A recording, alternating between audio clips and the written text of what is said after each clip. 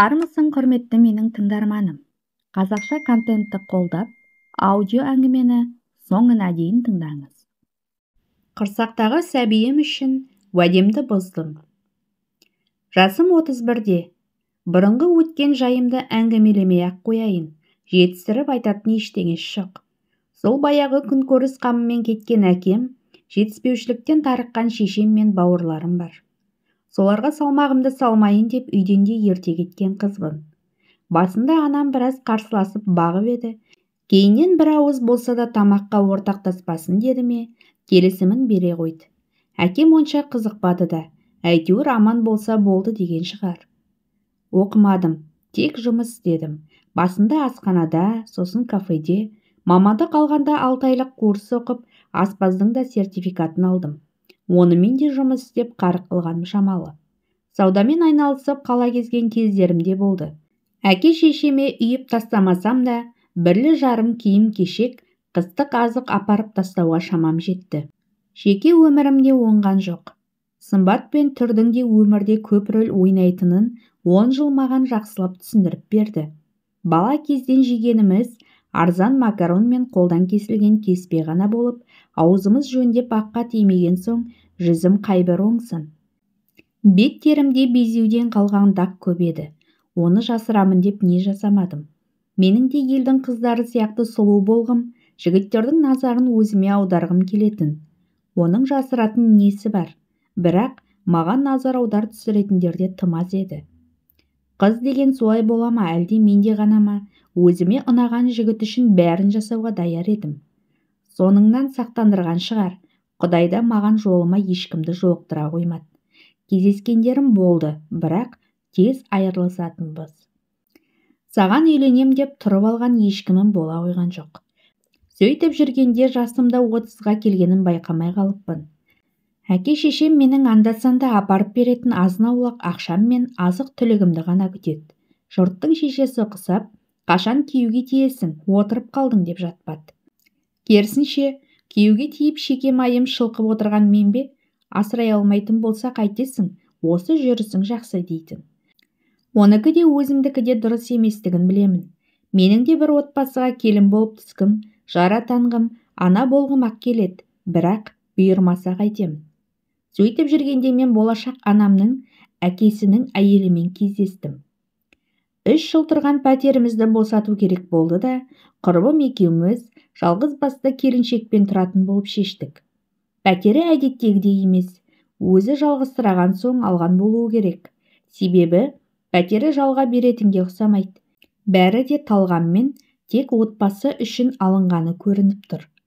Бізге босатып берген бөлмесін балаларына арнап жасатқан болу керек. Түс қағазы соны айтып тұр. Тіпті кереует те алып қойған. Ақысын келіскен соң, әрбіріміз өз жұмысымызбен кеттік. Мен саудама, құрбым өз жұмысына дегендей. Ал келіншектің өзі әлде жазушы, әлде журналист пе, әйтеуір сондай бір қызметте екені байқалады. Өйткені қашан көрсек жазу жазып отырады.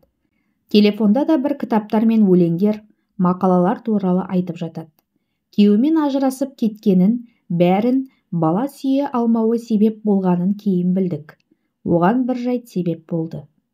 Менің пәтерлес құрбымның жасы менен 3 жасқа үлкен. Кейде жетіспеушіліктен, өмірдің қиындықтарынан қажығанда аздап сырласатыны бар. Сондай кезде оны тоқтату мүмкін емес. Ең соңында оны ешкім алмайтынын, ешкімге керексіздігін айтып жылап тынады.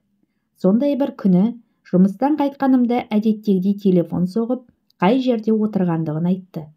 Бардым, тамақтанып еркін отырдық. Бір кезде оның қажетті деңгейіне жеткенін байқап қайтуға асықтыра бастадым. Үйге барған соң деп тағы да ала шықты. Үйге келген соң оның басым шыққан дауысынан ұялып есікті жаба бердім. Сөйтсем ол күні пәтер иесінде де той болғанға ұқсайды. Оның да түрінен, сөзінен шараптың шалығы байқалып тұрды. Келіңдер бірге отырайық деп қонақ бөлмедегі дастарханына шақырды. Сол күні құрбым мен пәтер иесінің зарын тыңдап шықтым да, таңға дейін отырдым. Құрбымдікі өзіме мәлім. Маған қызығы келіншектің өмірі болды. Бар сырын ақтарып салған ол соңында. Енді бала туа алсам ғана ол қайтып келеді, әйтпесе қайтпайды. Бәріне кінәлі өзім ғана. Осы уақытқа дейін тек оны кінәлап келдім, өзімнен көрмедім. Ол байғұс суррогат анаға да көнді, асырап алуға да мақұл деді. Мен ғой көнбеген. Ол үйден кеткен соң ғана түсіндім деді. Оған жаным ашып кетті. Екінші әйел әпермедіңіз бе деп қалдым. Оған көне салатын қыз бар ма? Бар болған күнде менімен тұруға көне ме? Ондай адамға неке? Мысалы, сен көнесің бе деп маған қарады. Кім білет, көнуім мүмкін. Бұлай деген себебім, бір жағынан жаным ашығандықтан, екінші жағынан қазір мас қой, ертең-ақ ұмытады деп ойлаған болатынмын. Жоқ, ол ұмытпапты. Ертеңіне жұмыстан шаршап оралсам, сөйлескісі келетінін айтып бөлмесіне шақырды. Қипақтап ұзақ отырып, егер күйеуіне бала туып бере алсам, бар жағдайымды жасайтынын, қиыншылық көрсетпейтінін жеткізді. Аяқ астынан аузыма сөз түспей аңырап қалдым. Мен жай, не ғой, ойлануым керек. Білмеймін деп едім, менің қолымды ұстап ол жылап жіберді. Қысқасы, ол мені көндірді. Мен өмірімде көрмеген адамнан бала тууға келістім. Бір жағынан пәтерден пәтерге көшу, жетіспеушілік, ешкімнің назар аудармайтыны, ендігі күйеуге тиюден де үмітімнің әлдеқашан үзілгендігі. Бәрі де осы шешімімді құптап тұрғандай болды. Күн сайын аузыма қарап жауап күткен келіншекке келісімімді берген күннің ертеңіне ол мені сұлулық салонына ертіп апарып, сырт келбетімді өзгертіп ақ тастады. Қасымды боятып, шашымды қысқартып, бетіме тазарту массаж курсын жасатып, тәп-тәуір көңілімді көтеріп тастады. Базардан ғана киім алып үйренген мені бір танысының дүкеніне апарып, керемет жарасымды көйлектер әперіп қуантты. Осы жасқа келгенше мұндайды тек кинодан ғана көрдім емес пе?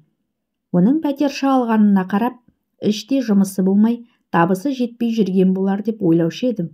Мен барған дүкен мен салонның егелері оны ерекше ілтипатпен қарайтынына қарап, оның салмақты орны бар екенін білдім. Мұндай адам мені қиналтып қоймасы анық деп сендім. Оның күйеуімен де таныстық.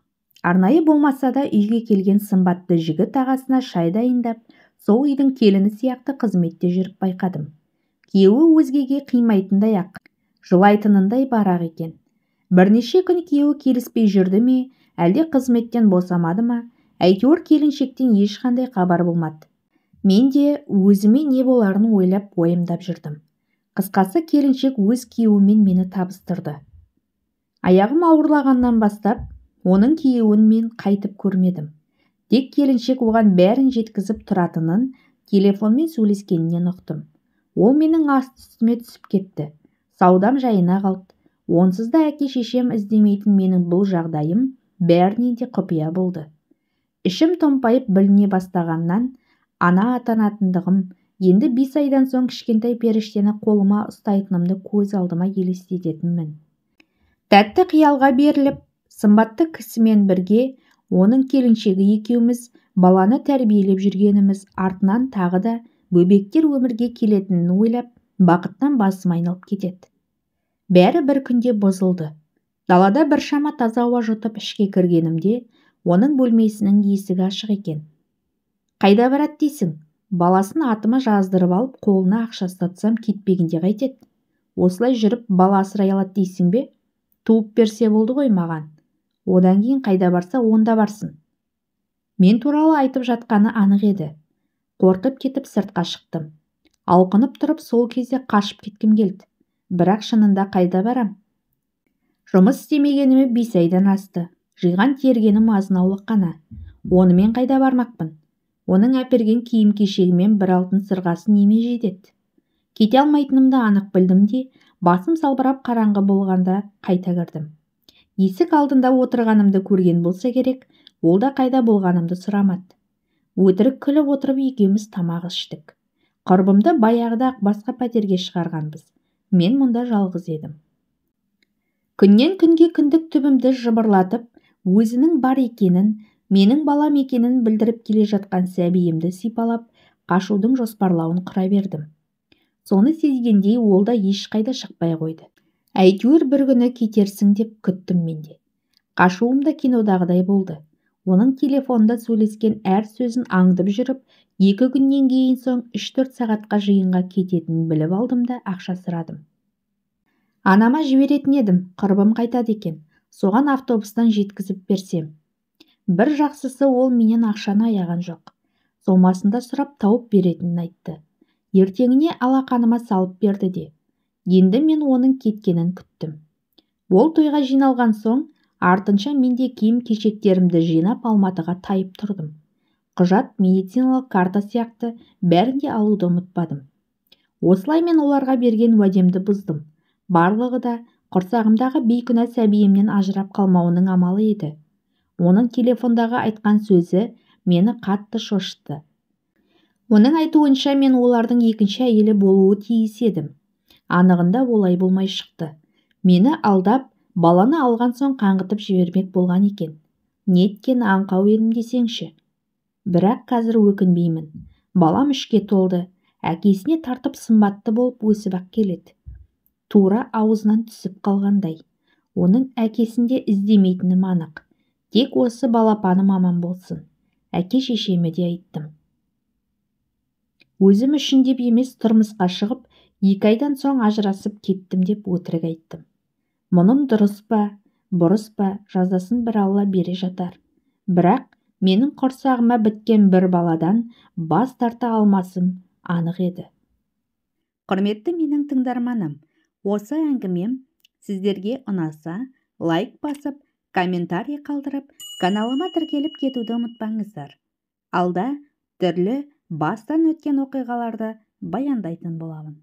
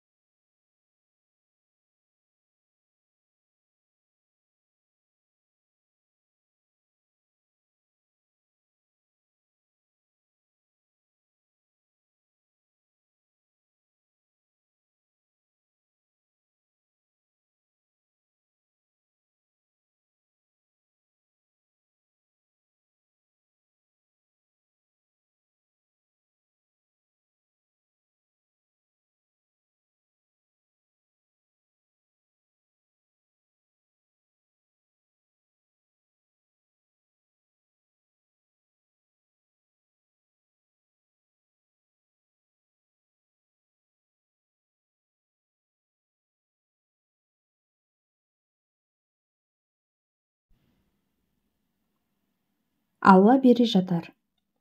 Бірақ менің құрсағыма біткен баладан бас тарта алмасам анық еді.